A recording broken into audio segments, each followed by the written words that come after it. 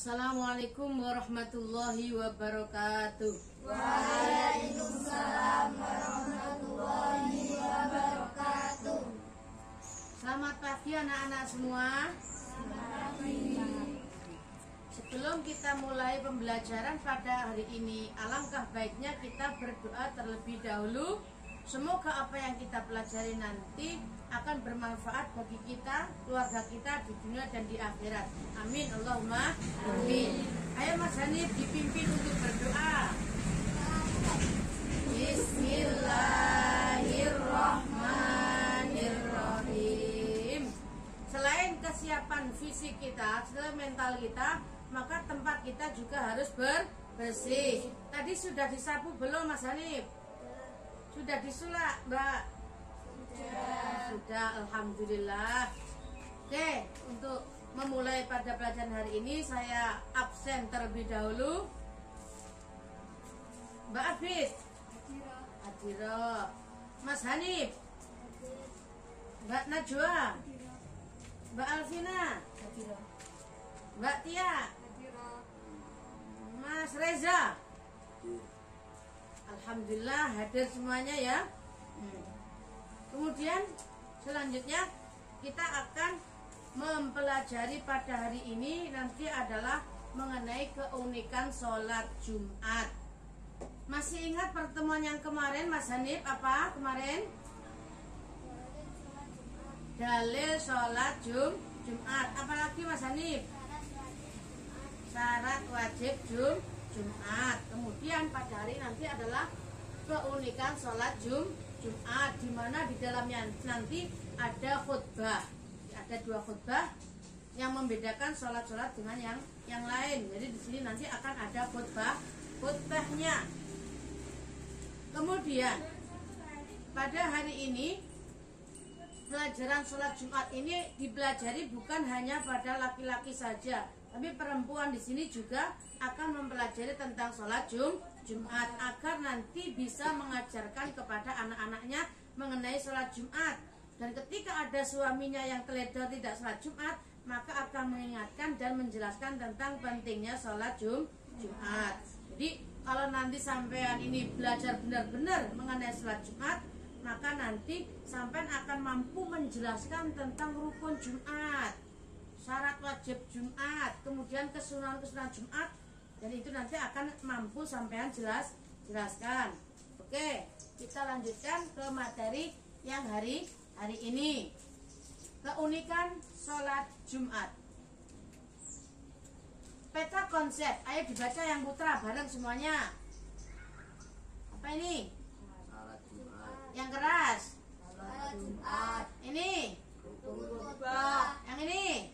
Khutbah. Yang mbak-mbak ini apa ini? Sunnah khutbah. Ini. Sunnah sholat Jumat. Ini putra-putri semuanya. Adab sholat Jumat. Adab sholat Jumat. Ini hal-hal yang akan kita pelajari pada hari ini. Kemudian apa ini? Tujuan pembelajaran. Apa sih tujuan pembelajaran yang kita lakukan pada hari ini? Yang pertama, yang putri dulu apa ini? Menganalisis rukun khutbah Jumat dan syarat khutbah Jumat. Menganalisis rukun khutbah Jumat dan syarat khutbah. Apa to rukunnya khutbah? Apa saja syaratnya khutbah Jumat? Nah ini nanti akan kita bahas. Kemudian yang putra, ini dibaca apa ini? Memproyeksikan sunnah dan adab sholat Jumat. Piye to adabe? Bagaimana tuh tata keramanya sholat Jumat? Ini kita baca bersama. Membuat teks khutbah Jumat. Jadi ada praktek membuat teks khutbah Jumat ini. Kemudian selanjutnya rukun khutbah. Yang pertama adalah mengucapkan pujian kepada Allah Subhanahu wa taala. Ini merupakan rukun khutbah. Jadi di dalam rukun khutbah nanti ada mengucapkan pujian kepada Allah. Yang kedua apa ini anak-anak semuanya? Membaca sholawat atas Rasulullah SAW. Di sana nanti juga ada membaca sholat sholawat. Kemudian jadi nanti di dalam rukun khutbah harus ada pelafalan nasihat melaksanakan ketakwaan, ya. Ittaqullah, ittaqullah, seperti itu. Kemudian yang putri apa ini? Membaca ayat Al-Quran pada salah satu khutbah. Nah, di dalam satu khutbah itu harus ada ayat Al-Qurannya. Yang terakhir, ayo yang putra.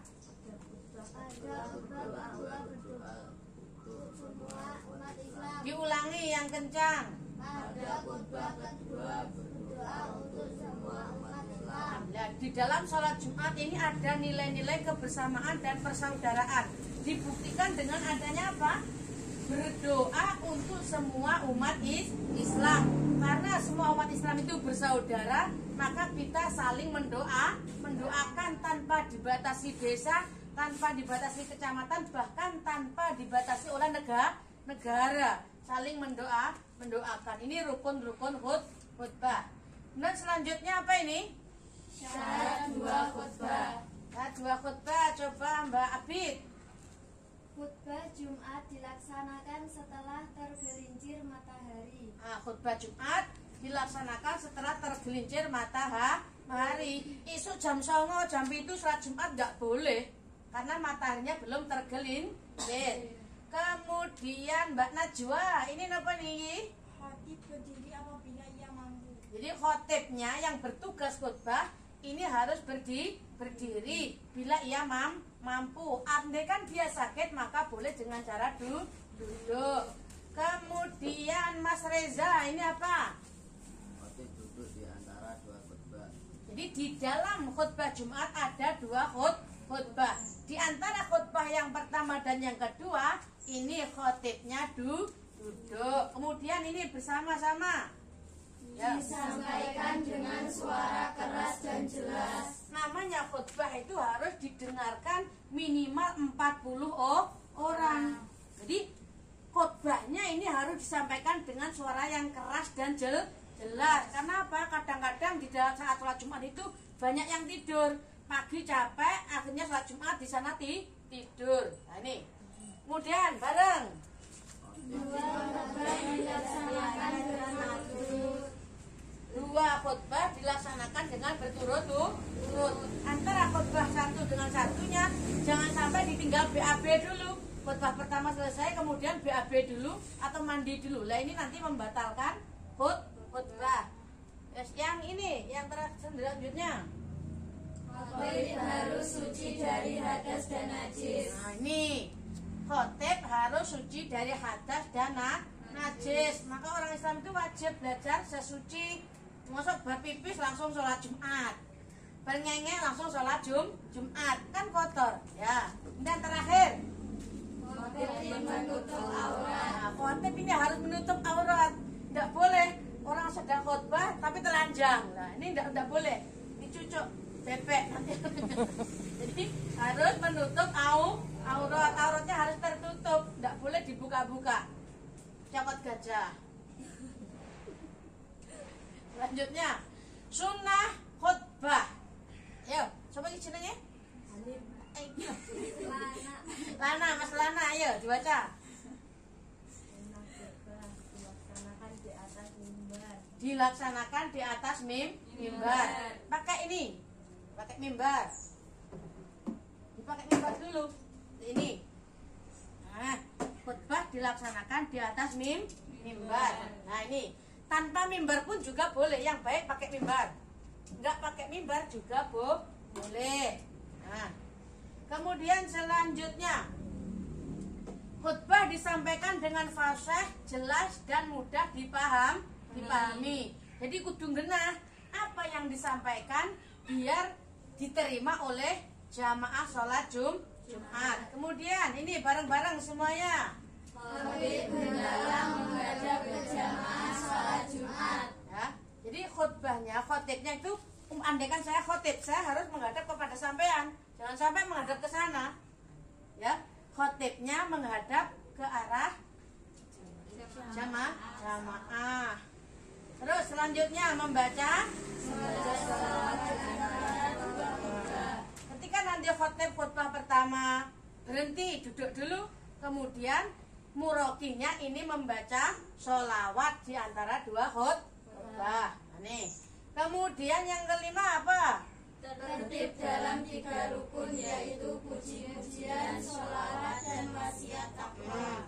Jadi harus tertib adanya pujian, sholawat, kemudian wasiat. Selanjutnya Pada saat khutbah Jumat disampaikan, jamaah sholat Jumat hendaklah diam dan memperhatikan khutbah. Nah, tatkala khutbah sedang dibaca, maka jamaah ini harus diam, tidak boleh ngomong sendiri, ngomongnya wedhus, ngomongnya pitik, ngomongnya HP, tidak boleh, harus diam. Kemudian yang ketujuh, Di awal pertama, khatib mengucapkan salam. di awal khutbah pertama, khotib mengucapkan salam dulu. Nah, terus yang terakhir, Khatib hendaklah duduk di atas mimbar sesudah memberi salam dan sesudah. Jadi khotib hendaklah duduk di atas mimbar. Mimbar ya maksudnya posisinya di belakangnya mimbar, bukan di atasnya sini. Di lokasi mimbar sesudah memberi salam. Ini tadi apa? Sunnah khutbah ya. Ini tadi 1 sampai 8 adalah sunnah khutbah. Selanjutnya adab sholat Jumat. Apa ini, Mas Hanif?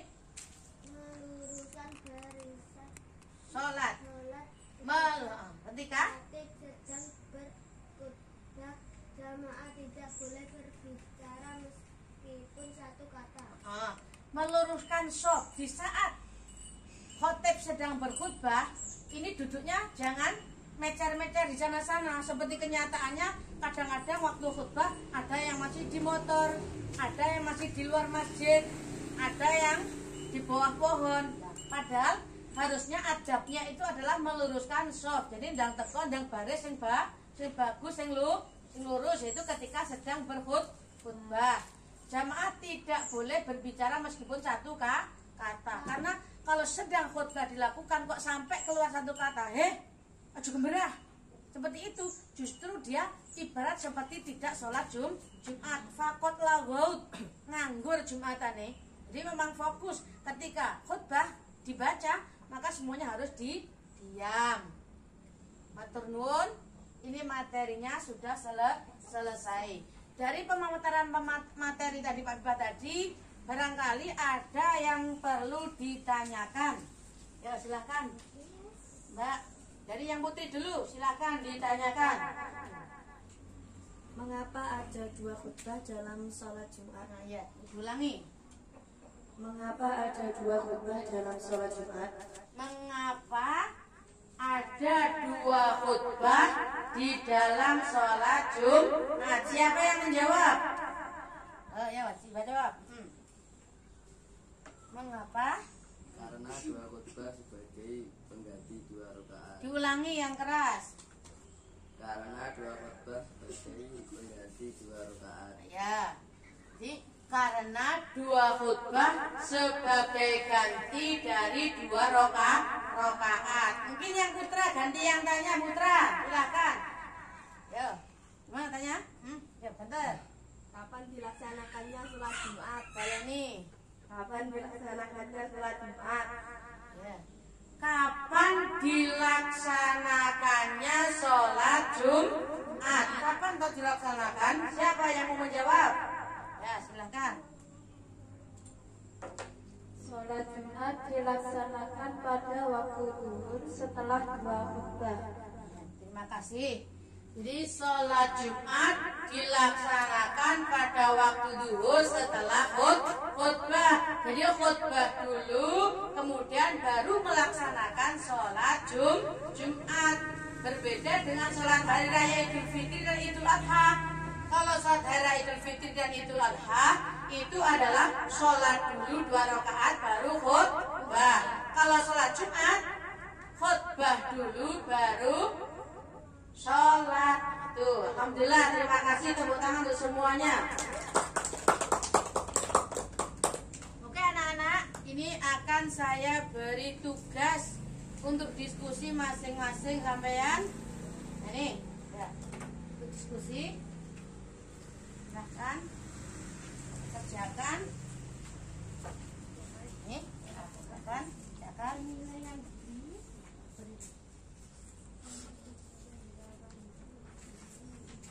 Ya, untuk penilaian diri dan tugas-tugasnya. Nih. Ya, dikerjakan masing-masing. Kemudian nanti juga ada tugas untuk membuat khutbah. Jadi tugas membuat khutbah. Nih, untuk membuat khutbah. Ini dibagi ya. Diisi.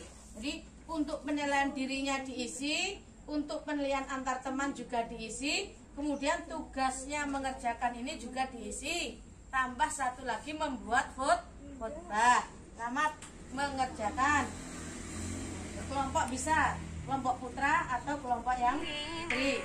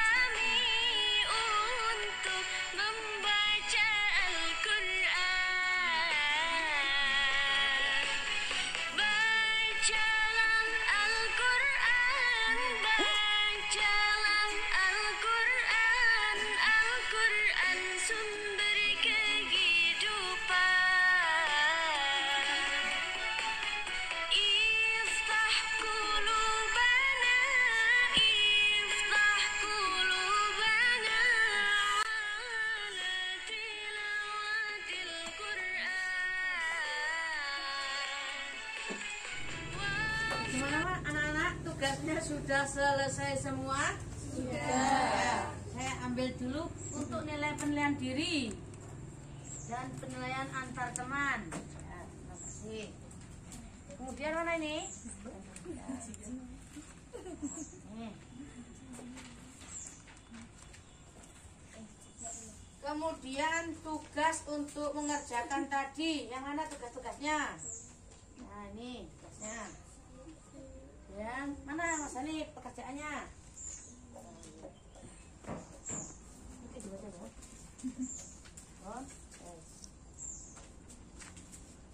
Ya, saya koreksi dulu untuk nilai tugasnya.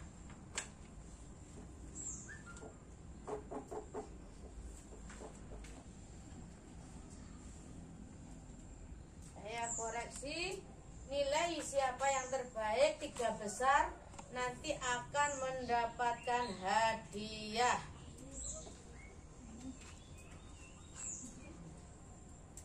Oke, sudah saya dapat nilainya untuk yang 3 besar. Yang pertama adalah nilainya 95 atas nama Mas Reza. Ya, ini Mas Reza mendapatkan hadiah untuk urutan nomor 3, nilainya 95. Nih. Nah.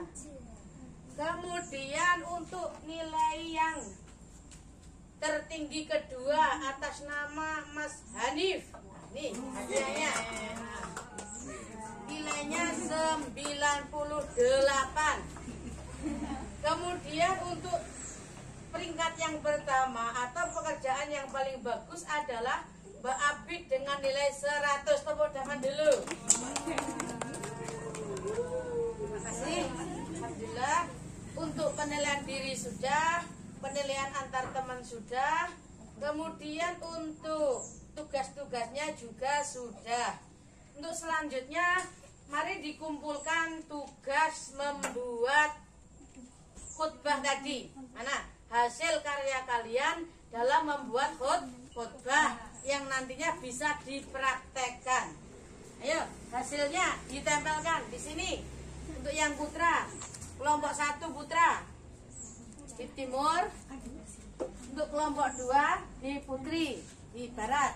Ayo ditempelkan. Nah.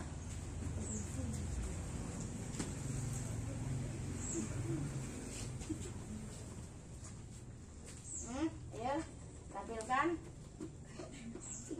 Mereng lah. Ya, jangan mereng. Ya, yang putra mana yang putra hasilnya?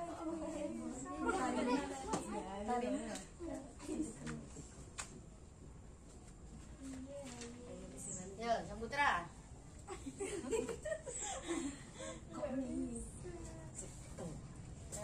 Nih. Ya, alhamdulillah. Ini hasil karya dari kelompok 1 dan kelompok 2. Di mana di sini ada khutbah pertama yang dibuat oleh kelompok putra. Kemudian ada di sini tampilan yang kedua hasil karyanya putri, yaitu khutbah yang kedua. Alhamdulillahirobbilalamin. Ini hasil karya kalian. Semoga bermanfaat baik di dunia maupun di akhirat. Dan tugasnya nanti anak-anak meresum dari materi video yang telah saya sampaikan nanti diresum ya, diringkas, dibuat ringkasan. Kemudian pertanyaan-pertanyaan yang muncul tadi yang belum terjawab mohon nanti dijawab secara berkelompok, putra ya putra, yang putri ya putri. Kemudian sudah, selanjutnya barangkali ada yang ditanyakan lagi anak-anak? Tidak. Alhamdulillah. Ini materi kemarin tentang dalil dan apa tadi Mas Hanif yang kemarin? Dalil sholat Jumat dan syarat-syarat sholat Jumat. Kalau hari ini mengenai tentang keunikan sholat Jumat, di dalamnya ada khutbah Jumat. Untuk materi selanjutnya akan kita bahas apa Mas Hanif? Besok materi selanjutnya. Yang pertama halangan sholat Jumat. Tuh, pertemuan selanjutnya nanti adalah akan membahas tentang halangan sholat Jumat. Apalagi Mas Hanif? Yang kedua larangan sholat Jumat. Larangan sholat Jumat. Yang terakhir apa Mas Hanif untuk pertemuan terakhir? Praktek sholat Jumat. Yang terakhir nanti akan kita lanjutkan dengan praktek sholat Jumat. Gimana sekali lagi ada yang mau ditanyakan? Tidak ada. Kalau tidak ada, kita tutup pembelajaran pada pagi hari ini dengan ucapan Alhamdulillahirobbilalamin. Monggo Mbak Tia dipimpin doanya. Doa mulai. Alhamdulillahirobbilalamin. Sekali lagi dari Pak Biba, ada kurang lebihnya mohon maaf apabila dalam penyampaian materi tadi ada kesalahan baik yang sengaja atau tidak. Mari pembelajaran pada hari ini kita tutup dengan doa dengan harapan apa yang kita pelajari dari awal sampai akhir tadi dapat bermanfaat di dunia dan di akhirat. Dan terakhir saya mohon maaf jika dalam penyampaiannya ada kesalahan atau kurang-kurang jelas, dan nanti kita lanjutkan dengan tanya jawab di waktu yang lain. Monggo Mbak Tia untuk dipimpin berdoanya. Berdoa mulai. Alhamdulillahirobbilalamin. Akhir kata, assalamualaikum warahmatullahi wabarakatuh.